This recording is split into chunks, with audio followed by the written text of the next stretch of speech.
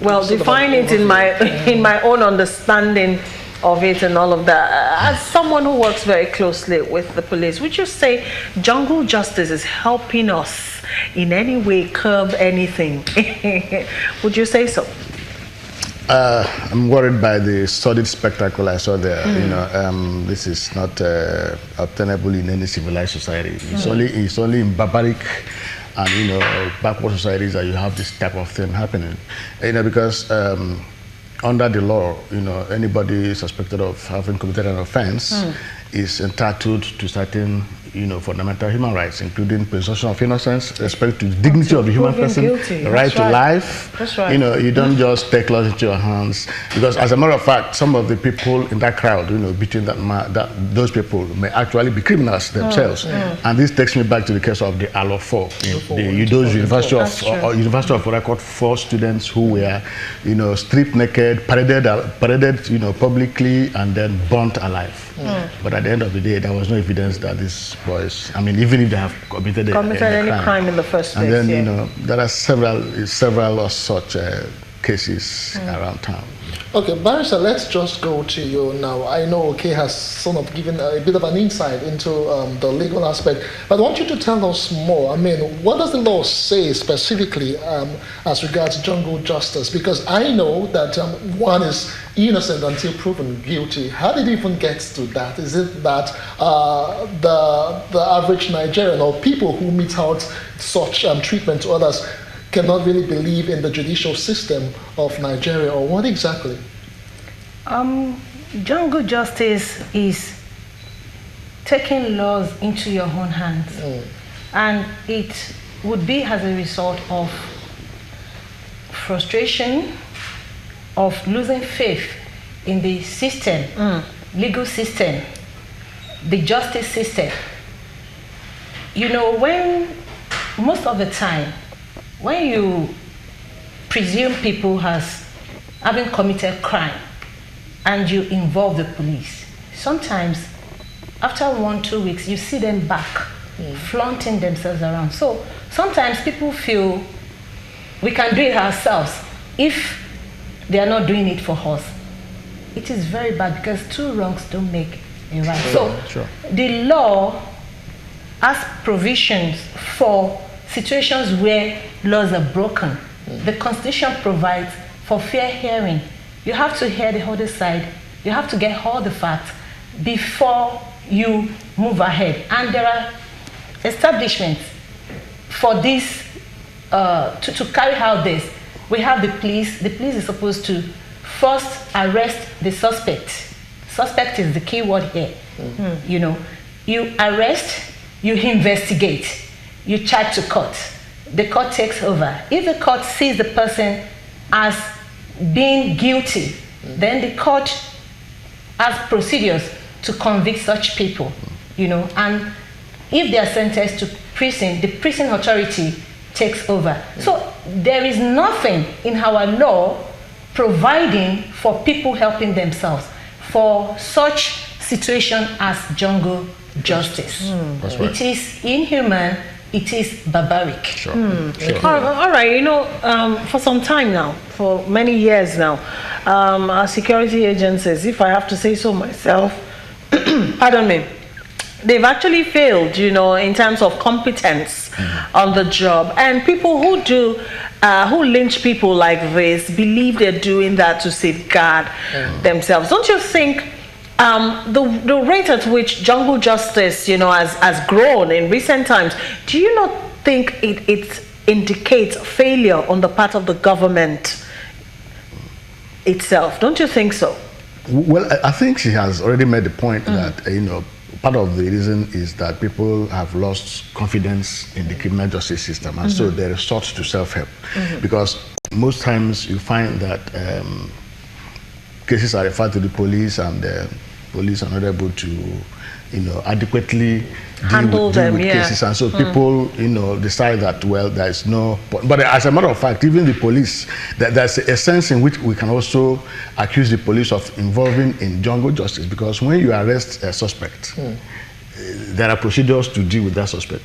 when you torture or shoot the person, that's also jungle justice. So when even security law enforcement agencies do carry out how much acts, the ordinary citizen who relies on the police to deal with, and there are many dimensions of this, of this jungle justice. Just I've talked about the police involving in it. You remember the Ejibo, women, those women that were battered with pepper and then subjected to sexual violence, inhuman and degrading treatment. And then, of course, I talked about the law. That in 2012, the Inspector General of Police then had issued a circular to all the zonal police commands and all the state commands, warning them, to ensure that no such things happening. Because that time it became rampant, and so the police had to intervene.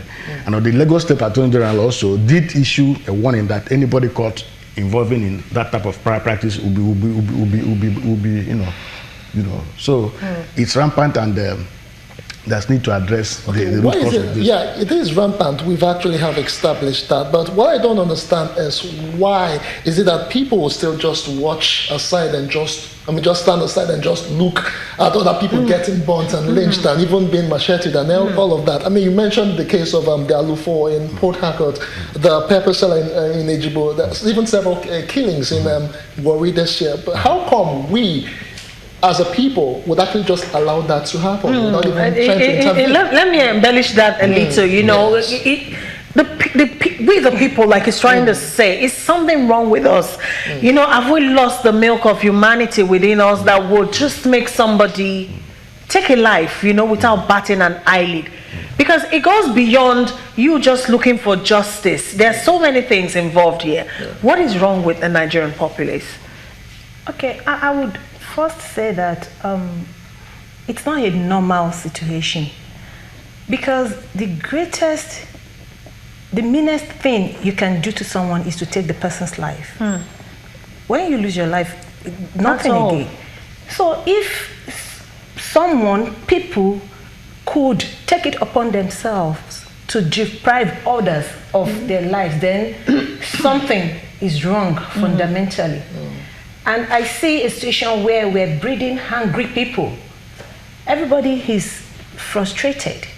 And sometimes it's, we've used the word barbaric. It's almost like having animalistic tendencies to want to watch other people suffer and die. And it goes into the innate drive to dominate. To want to recreate, to want to decide what happens. Decide the fate of another person. Up to the state where you take the life of somebody else. So it is a sick drive. It is not normal. And that shows that we need experts, we need psychologists, we need people to redirect the mindset of the society. Whatever is the cause, we need it's a serious situation. We need a redirection of ways to do things than, and suspect. Sometimes all you need is say thief and people, you start looking for petrol, you start looking for tire, from nowhere, it just come flying. You see, there are stories. I don't know whether I can quickly say this. There was a neighbor's brother. He was in the university then, late 90s, early 2000s. I'm sure he would be married now, he would have his own family. He was sent to the pharmacy to get something. And the next thing, somebody came saying, Chinedu is in trouble. And by the time they got there, he was at the point of being burnt. Chaya was, he was innocent. He was just sent out to get maybe a pack of Panadol or something. So sometimes people just hole, and you pick the next young man around. They just want to punish somebody. They don't care whether the person is, for someone to have come out from such a home, it was properly dressed. It wasn't a matter of maybe mistaken identity or something. So people just want people to, you know, to be punished for whatever reason. They just need to met out their frustration on someone. You see a situation where a woman is misbehaving, maybe she has a guest and the husband comes in and she needs to get herself out of the trouble and she goes, is a thief or something. And the poor, okay, maybe not poor, maybe not innocent now, but he has not done anything that warrants. And you know, and there have been situations where the woman wouldn't be confident enough to own up that, I'm sorry, you know, and they would just kill the man. Okay. You know, so it's well, I want to look at it from another angle. We've mentioned that of psychology. Most people would say it's because of the experiences that they have had, maybe from robbers or armed robbers or something, and they've lived with that trauma for a while. Wouldn't you just think or suggest that for people who may have been victims of armed robbery or robbery attacks should be subjected to psychology, or psychological evaluation or whatever it is, because sometimes they're the force. Then I'm sure that everybody in Nigeria will have to go for that. Really, seriously. I think that generally life has become too cheap in Nigeria, and there are many things, value on human many lives, things accounting for it, including what you just said. You know, somebody who has been attacked by an armed robber will be willing to kill anybody who is simply accused of being an armed robber, whether or not there is proof or not. And of course, the socioeconomic situation of this country has made life worthless. You know, people die on bad roads when government could actually fix these roads. So people die, air crash when there are standards that ought to be, adhered to ensure that our skies are safe. But because those who have the responsibility to do these things are not doing them, and people die every day, so it becomes, everybody thinks that life means nothing, and so to kill becomes a fun. In fact, for those mob that you see, for them it's fun, really. So there's a psychological aspect to just like you said, but of course there's also a socioeconomic. So okay, all right. Let me come in here, Mr. Nwaguma. You work closely with the police, yeah. I mean, I know it's disheartening that in this era of civilization, we as a country we still carry on, like animals, and that's even a very soft word to use regarding this issue. In the statistics of the police, has jungle justice reduced criminal rates or the rate of crime in Nigeria in any way? No, I didn't get that. Jungle justice, it's quite prevalent in this part. In fact, we have the highest rate in Africa. Has it in any way reduced crime rate in Nigeria? Just like I said, in response to the widespread, nature of this, people resorting to taking laws into their hands. Like I did say, the police have actually come out to,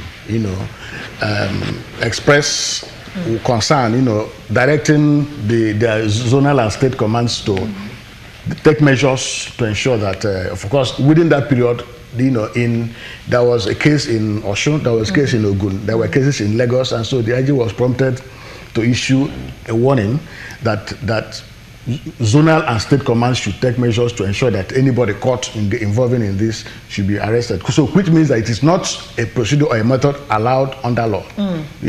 But of course, a lot of the people who are victims of this jungle justice are not necessarily criminals. Some of them, even when the crime they are alleged to have committed wouldn't even attract capital punishment, were there to be taken to court.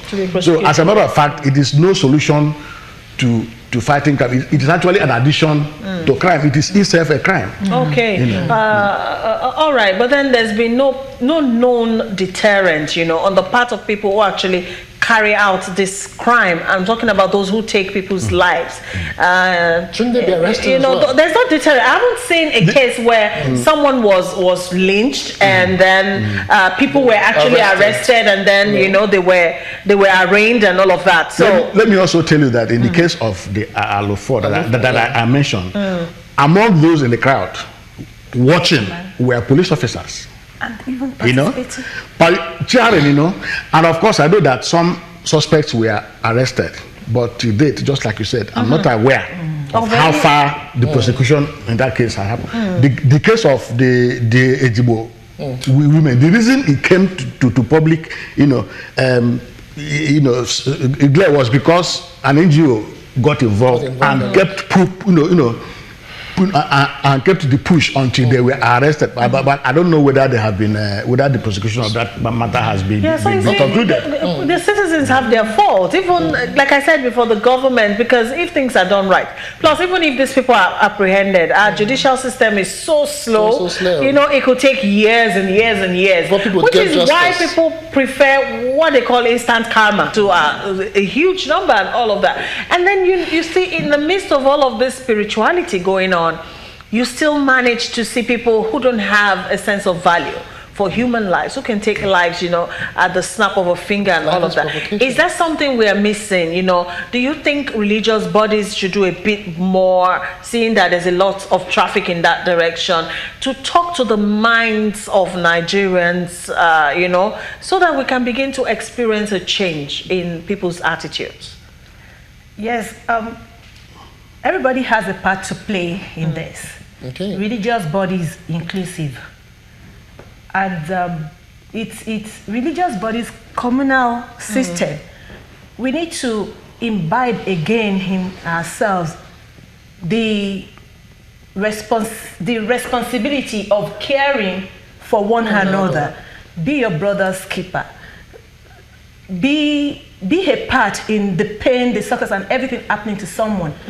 We should try other preventive or punishment. In a society, for example, in this natural African setup, there is a way you can punish someone without lifting a finger. So, number one, we have to go back to basics. Start the training that this is what you should do, this is what you shouldn't do. And when you do this is how to settle it. Mediation has to come in here. We have to have leaders that are ready to take responsibility. We should trust our leaders, not government per se now, but communal leaders. Okay. If you offend me, I should have someone I trust enough to go and report you to.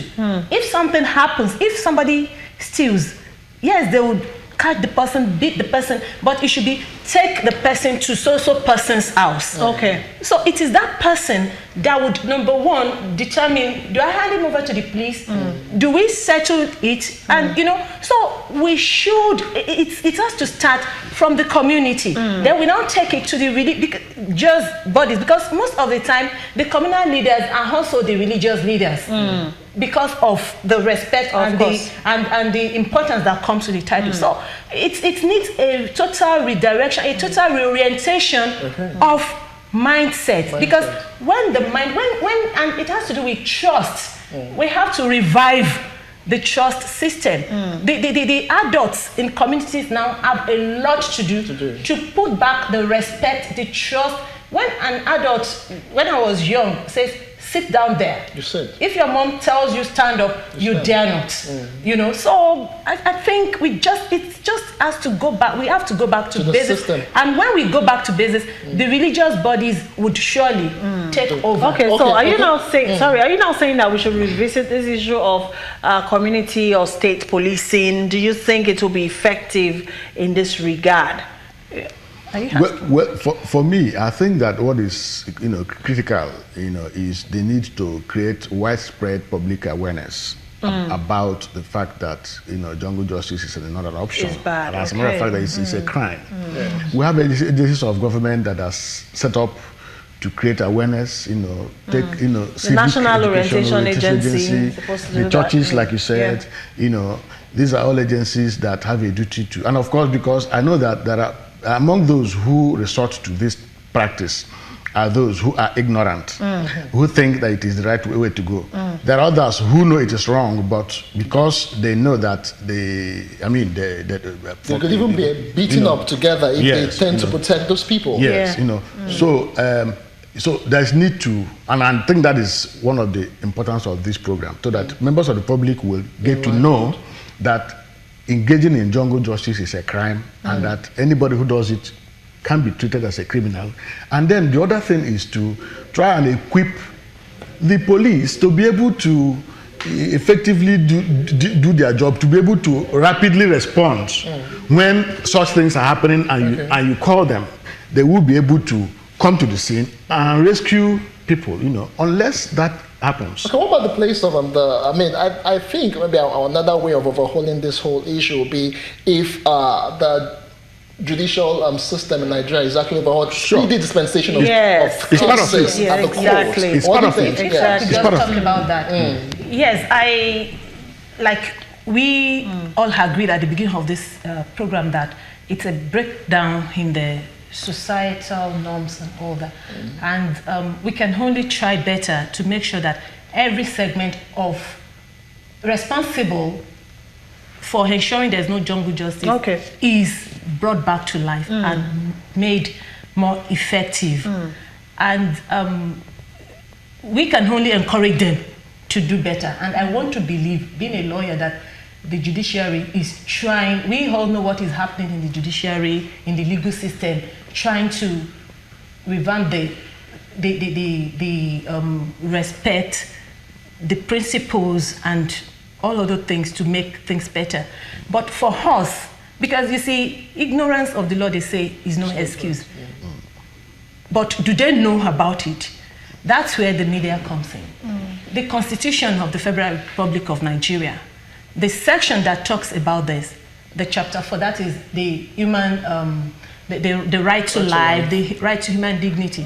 I think we should concentrate on it, read it every time, make it slogans, talk about it every time, so that people will know, and tell them the implication of what will happen if they do that. Because if you have meted jungle justice on someone, you've committed a crime, and you will go for it. Of course. So I think we just need to tell people, and I think NGOs, they do these